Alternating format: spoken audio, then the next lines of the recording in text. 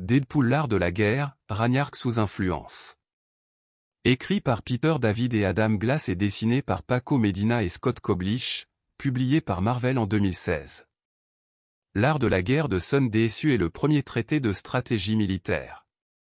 De tout temps, il a influencé de nombreux dirigeants dans les domaines de la guerre et des affaires. Mais aujourd'hui, vous allez découvrir une version inédite de ce classique, une œuvre destinée à surpasser l'original, l'art de la guerre de Deadpool. Dans cette version du traité, Deadpool est un narrateur interne. Il se sert de phrases extraites de l'œuvre originale comme de sous-titres de chapitres.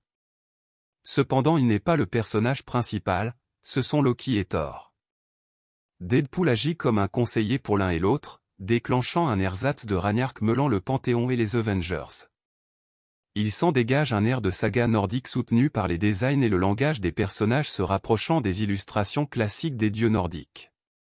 Deadpool apparaît plus sérieux qu'à l'accoutumée jusqu'à céder à un épisode psychotique effrayant et donnant envie de vomir à ses alliés avant de redévernir lui-même et faire face à ses responsabilités.